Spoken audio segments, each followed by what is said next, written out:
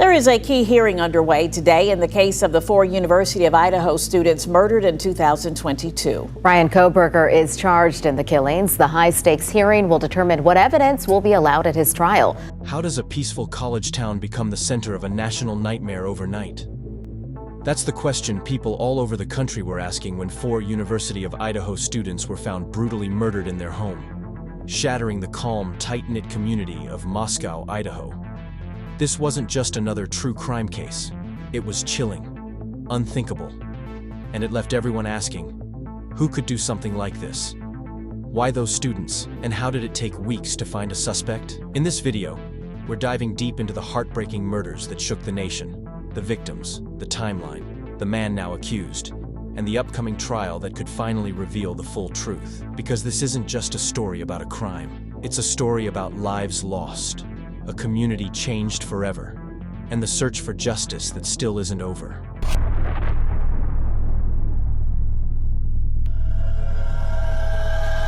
It was just another quiet November morning in 2022 in the sleepy college town of Moscow, Idaho.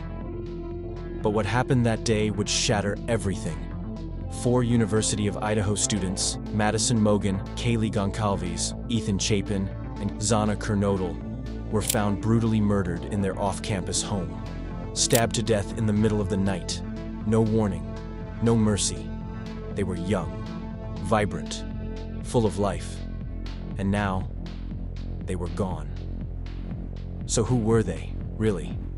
Beyond the headlines, Chapin was just 20 years old, a freshman studying recreation, sport, and tourism management. He was outgoing, loved sports, and had a smile that could light up any room. His girlfriend, Xana Kernodle, was a 20-year-old marketing major. She was fun-loving, kind, and had a laugh that people say you couldn't forget. Madison Mogen and Kaylee Goncalves, they were best friends since childhood, practically sisters. Madison was a senior majoring in marketing. Kaylee was studying general studies. They were planning to move to Texas after graduation, start a new chapter, chase big dreams. But those dreams would never be realized. So what happened? How could something this horrific happen in a town like Moscow? The murders took place at 1122 King Road, a 3-story house just off campus that had become a social hub for friends and students. 6 bedrooms total, 2 on each floor. That layout may explain how 2 of the roommates, Dylan Mortensen and Bethany Funk, survived. According to police, the killer entered the house between 4 and 5 a.m. and launched a savage, targeted attack. 4 people were murdered in their sleep. But here's the part that still keeps people up at night. Dylan reportedly saw the intruder.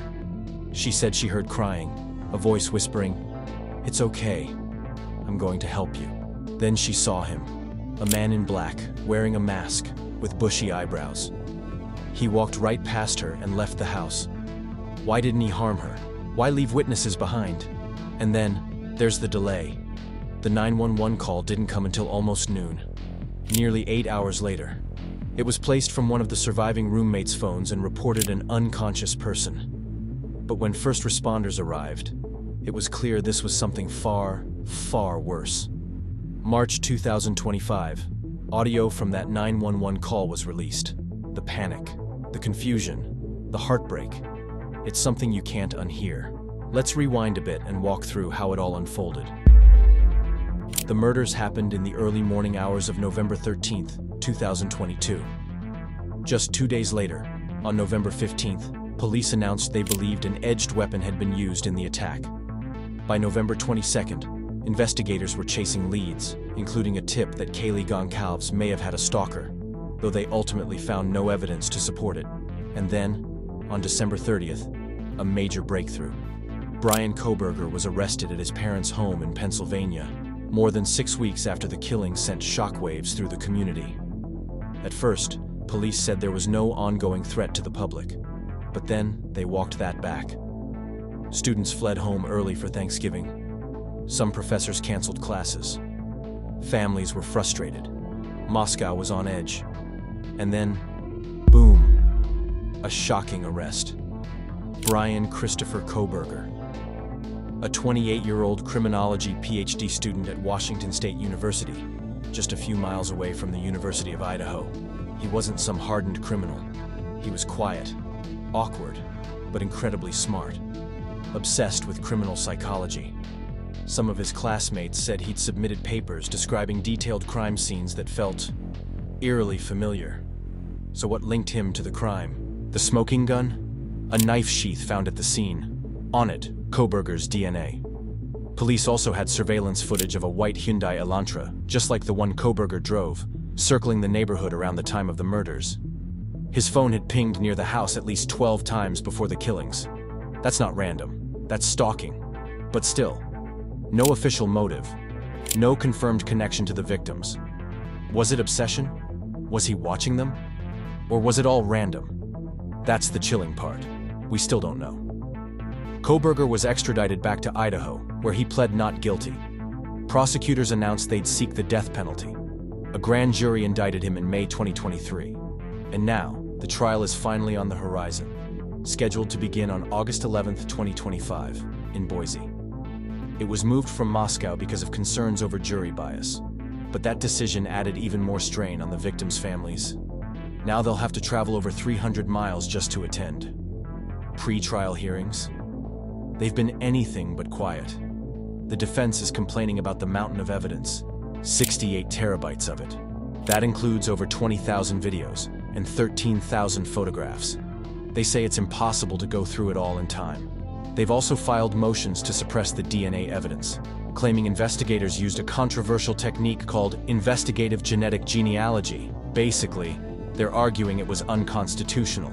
But so far, the DNA stays. It's admissible. And so is the discovery that Kohberger purchased a military-style knife on Amazon months before the attack. Prosecutors say that proves planning. Then there's the roommates, especially Dylan, the one who saw the masked man. The defense wants to limit her testimony, pointing to the hours-long delay in calling 911 and suggesting her memory might not be reliable. Kohberger's legal team also says he has an autism spectrum disorder, which they argue should exempt him from the death penalty if convicted. The prosecution? They've added a former U.S. attorney to their team. This is going to be a battle. And while all this plays out in court, the town of Moscow is still healing. The house on King Road? It was demolished in December 2023. Some hoped it would bring closure. Others, especially the victims' families, weren't ready to see it gone. The University of Idaho has hosted candlelight vigils. Scholarships have been created in each victim's name. Their faces are still on t-shirts, murals, and memorials all over campus. Because they weren't just victims, they were people. Ethan, the life of the party. Xana, the spark that lit up every room. Madison and Kaylee, two best friends who shared a lifelong bond and were planning the next chapter together.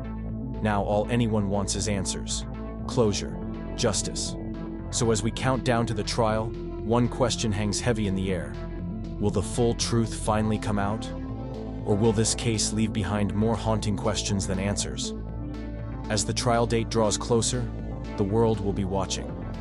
Not just for a verdict, but for answers, for justice, for something that can make sense of a tragedy that never should have happened.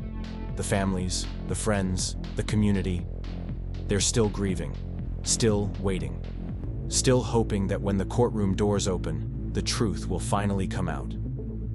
But even if justice is served, it won't bring Ethan, Xana, Madison, or Kaylee back. What it can do is bring peace, accountability, and maybe, just maybe, help a healing town finally begin to breathe again. If you've made it this far, thank you for caring about their story. And if this case has stuck with you, you're not alone. Let us know your thoughts in the comments. Do you believe the prosecution has enough to convict Bryan Kohberger?